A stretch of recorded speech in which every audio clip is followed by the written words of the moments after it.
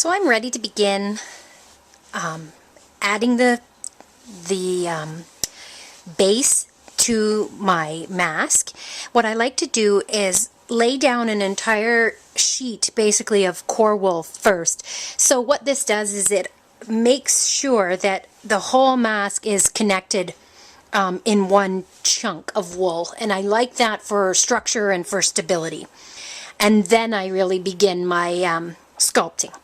So here is where I use the core batting. This is my favorite stuff. It's a mixed breed and it just sculpts beautifully. Now this is not what I generally use for the finishing of my masks, but it makes a great core.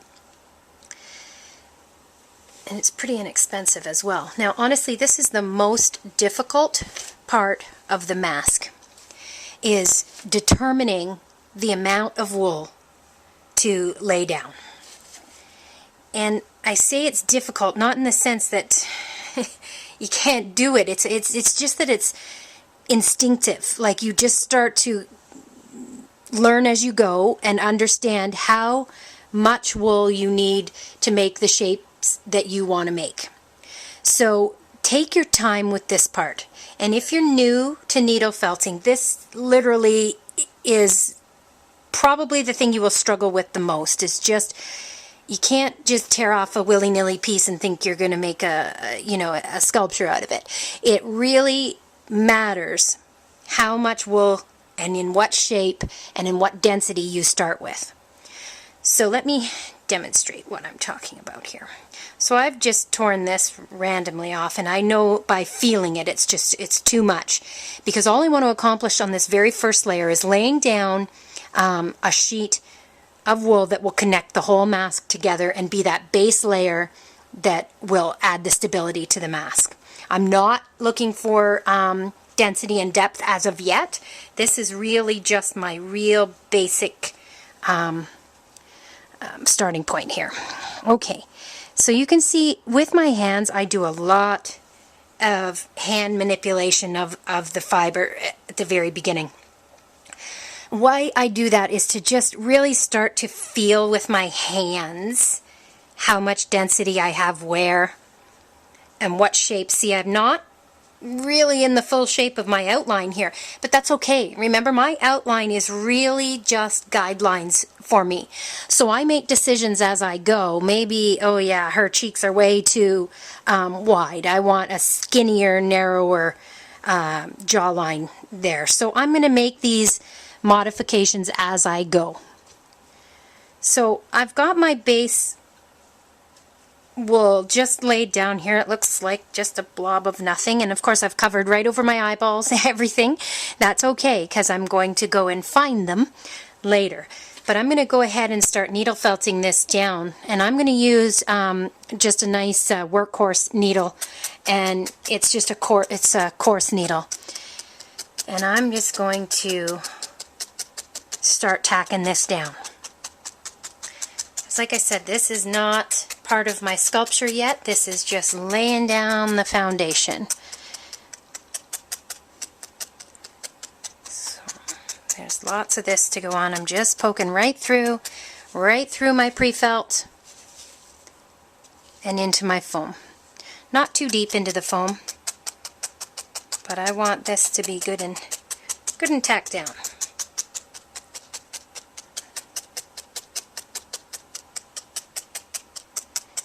I don't want to take all the air out of it. I just want to make sure it's stable. Okay. So that's good enough for now, just because it's going to stay in place. And now what I want to do is find my eyeballs. Okay.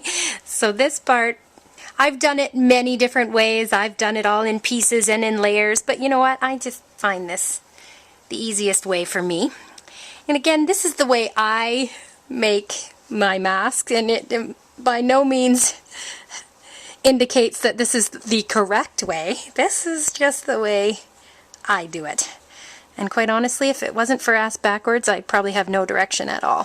So keep that in mind. There's usually an easier, faster, simpler way to do things than how I do it. But this is how my brain works. So there I've just gone and discovered where my eye holes are going to be. And so I just split the wool, because again, this is really not a functioning layer yet. So it's all going to get covered and buried, so it doesn't matter if I make it look ugly right now. I just want to start to get my bearings as to where the eyes are going to be placed, where the features will be, that sort of thing. I do a lot of poking and messing around here. So at this stage, I generally start to rough in where the eyes are going to go. I just poke a few fibers down around the eyes, because I do a lot of work on the eyes throughout the masks, and they generally change shape several times. So I'm not too concerned. I just want it to hold its shape a little bit, making sure I don't lose track of where I want the eyes to be placed. Okay. So once I've established, it doesn't take much for just this quick stage here. Okay, so there we have it, just the very, very basic. There's some air trapped under there. It's still very, very fluffy, but it's tacked down. So here's where I make a few decisions. I decide, all right, how much depth, weight, air, and mass of wool is needed to achieve the facial features that I want to achieve. So we know a few things about a witch. We know they have the big, ugly, crooked noses and a big chin usually. And I want to accentuate the brow area as well. And possibly the cheekbones here. But underneath the cheeks, I want it to be pretty sunken in there. So I just give myself a good idea of where I'm going to need the most quantities of wool. And for sure it's in the nose, the brows, and the chin. So that's where I'm going to start. So here is where it is very, very critical on how much wool and the shape of the piece of wool that you select for the next phase. And again, this just comes with practice and learning the feel and the density of the wool. So if I want to build up her forehead, for example, and if I want her to have a lot of wrinkles, I need a lot of density in the wool to be able to squish and trap air in and make some nice wrinkles. So this is sort of like sculpting clay. I find this part very similar to sculpting with any other medium. So I start to lay out my pieces of wool in the density that I feel like I'm going to need. And of course you can always add, but I really, really, for time's sake, love to do it all in one foul swoop. So I know right away that that's not enough for the nose, because I want her to have a really, really big nose. So I'm going to use this chunk. And be careful when you're selecting your wool too, because you don't want pieces that are going to give you problems later, or you can put that on the bottom. You want a nice smooth finish, even though this is still going to be your core. Alright, so I feel like that might be enough density there for her chin. Okay, she's going to have a really pointy little chin there. Okay, so that's good. Now I need a nice big thick piece for her nose. So I want to be able to sculpt it all in one foul swoop. And you don't have to. You can make every piece separate, and sometimes I do. I flip back and forth, but I'm finding I'm getting way more efficient if I just select the right amount of wool in the first place and sculpt everything out of the pieces that I select instead of adding layers and layers. Now, I feel like I've grabbed, you see a long sort of fluffy piece here, and I feel like I have enough there that I could do her cheekbones and her nose out of this piece. I've got now her chin, her forehead, her nose and cheekbones all in one, and I like doing that. I really like the more that's connected. I feel like that gives my masks more stability. So if I can run a piece all the way through and get enough out of it to make her cheeks and her nose, I will. Again, that might not be something that works well for you. You might want to do every piece separately, and by all means, you can. So you see what I'm doing here? I'm really just playing with the wool a lot. And with my hands right now, I'm really doing more than just fussing here. I'm really feeling if that's enough wool. Because, of course, right now it's so fluffy, and I've got to try and feel the amount of wool that when I start sculpting, if I've got enough to achieve the look I want. Again, it's not the end of the world. I could certainly add more, and oftentimes, if I feel like I'm just a little bit short, I can immediately add some under the nose right there. Same with under the cheeks. You can, you know, if this is going to be your outer layer, you can always tuck and shove more mass of wool underneath and I think I will do that for the nose because I want to make sure I have lots. Okay. So basically there's my core pieces. Still looks like a whole lot of nothing, but we're going to get it going into something here pretty quick. Now I do also want a couple extra pieces for to accentuate that brow. So I'm going to pull off a couple more pieces. And what's critical here is that I pull off 2 equal amounts. When you're doing something like cheeks and eyes, you want to make sure that you grab the same amount of wool, or else you know, one side might be thicker or heavier than the other. So I've selected a nice strip here that I can fold in half and pull apart right in the halfway, and I in theory should end up with 2 pretty equal amounts of wool. Now those 2 pieces will then end up being my accentuated brow. Just looks like a snowball sculpture at this point, but you'll see it all start to come together.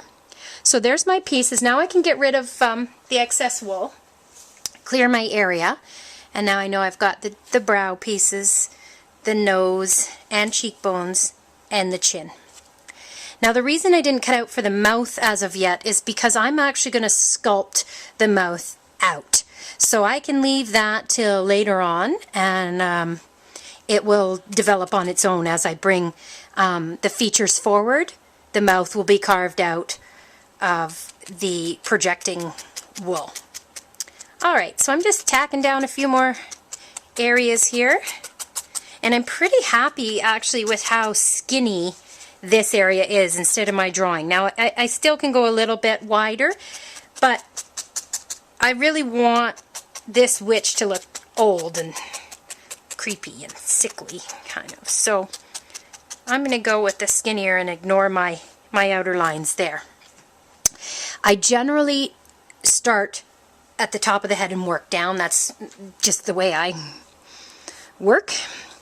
You can start wherever you want, but I like to add the nose last. The noses to me take a lot of work, and they sort of make or break the face. So I leave the nose till the last. So here I go. I'm just going to start adding,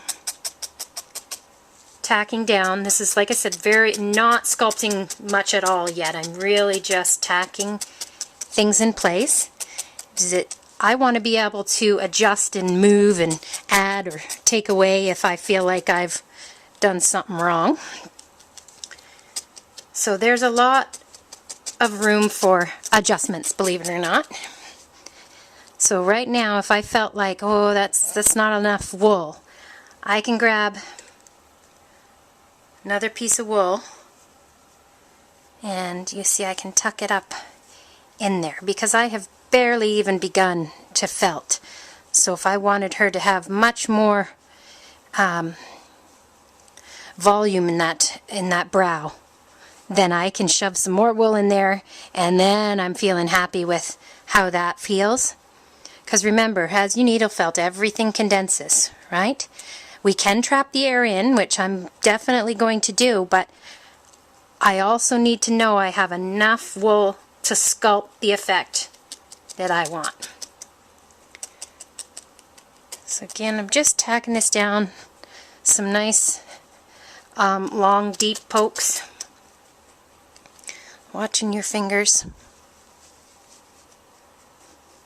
As this is really just placing. I'm just placing things for now. Okay, so she's got a pretty hefty forehead that I can really work with and get some texture in there and some wrinkles. Also, another thing to consider when you're adding wrinkles, and there's several ways to do it, but lately I've taken to using the air and making the wrinkles in the face like this. Of course, I could add wrinkles by making separate pieces.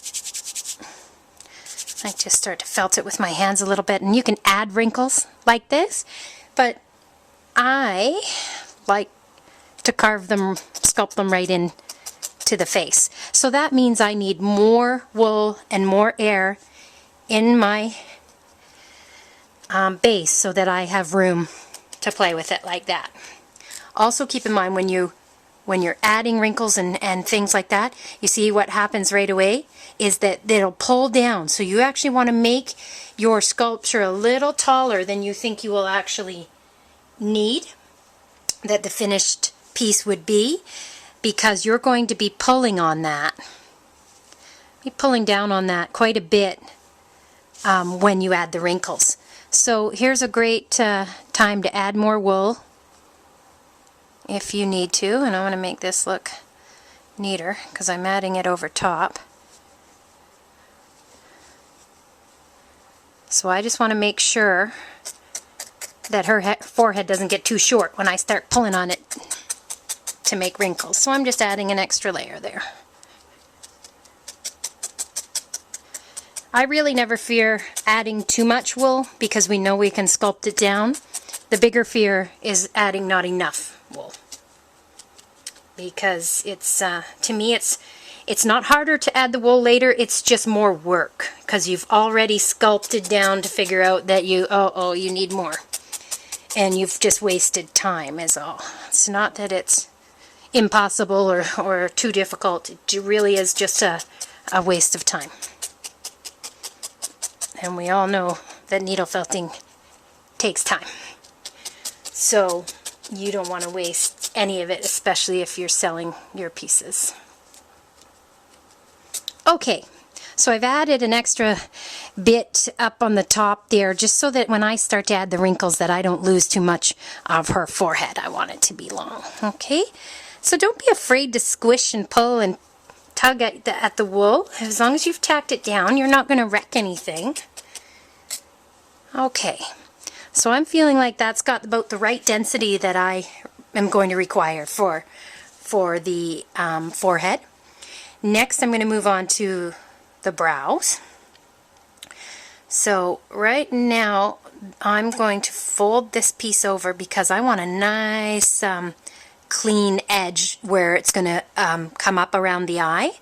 So my fuzzy edges, right here, the raw edges, are going to go up, and that's really what I'm going to attach to. Now I could go ahead on a separate piece of foam and start working this ahead of time. That's totally up to you. I'm just impatient, so I put everything on and work on it while it's on the face. Again, that's just preference, but I am switching needles now, getting into a finer needle so that I can attach this a little gentler, shall we say. Again, if I need to reposition it, I'd rather have a fine needle than the big workhorse needles. So roughly I'm just putting these in where I think her brow might fall. And remember, very, very basic shapes right now. This is not anything like what it's going to look like when we're done. It's just about positioning and getting the right density right now. So I do the same thing to the other side. I'm going to fold that over to get the cleaner edge along the eye and position it, try and match it to the first side, unless, you know, your creature is all wonky. And then just tack down those loose edges very, very lightly, very rough. Because if I need to move that, I don't want to rip apart my whole structure already. I just want to be able to pull it out and reposition it. So from here you should start to just get a very early glimpse of what your brow structure and forehead are going to look like. Still soft and fluffy. It's not what it's going to end up. Okay, so it still doesn't look like a witch, looks more like a dragon or something already, but that's because she's missing some of her key features still. So, good, I've got that in position. Now I'm going to work on the chin. I'm going to skip the nose. Like I said, I like to do the nose last. So I'm going to move right on down to the chin. And the chin, a witch's chin is really quite bulbous, isn't it? So I'm going to go ahead and sort of make that shape ahead of time. Okay, here's my fluffy end, which I call the attachment end here. Okay, so right here I'm really going to start, and this one I am going to give a few pokes before I attach it because I don't want it to spring apart on me when I'm attaching it. So I'm just going to give it a few pokes just to hold its shape a little while I attach the chin. And then of course I'll be doing the bulk of the sculpting later. But you can see I've just sort of made a little round chin shape. And from here I can really tell, do I have enough or should I add more wool to that? And honestly, I don't think I have enough. So I'm just going to grab another little sheet of wool, and at this point, you see, before I've gotten too far into it, I can really quite easily add more wool to that. Okay, so that now feels about right. And again, I'll add a few more pokes before I put it on, just to hold this stuff all in place while I attach it to the rest of the face. And some facial features I have actually sculpted almost entirely before putting it on. As long as you leave yourself a nice attachment end like this, then it's no problem. It's literally just a personal preference. So whatever works for you, go with it. But for me, it's more visual. I like to sculpt while everything's kind of all together. And of course, I am doing everything wrong here. You're not supposed to ever needle felt into your hand, but I'm pretty confident when it's a nice big thick piece that I'm not going to stab myself. But if you're a beginner, please, please, please don't needle felt into your hand. Always work down onto your foam. Okay, so now I'm pretty confident I've got enough, for a nice big pointy chin. So now I can position that chin where I feel like it's going to be best suited. And then I can go ahead, actually I'm going to use my thick one for attaching this because I need this to really be secure. So I'm going to do some nice deep strokes, attachment strokes, with my workhorse needle. Okay, and work all the way around the chin so that every part of it is attached. And of course it's going to look super big right now. That's because we've only begun sculpting it. I just want to make sure it's good and attached, and how I do that is I squish it down a little bit and then poke, and we'll make sure it gets nice and tangled in there.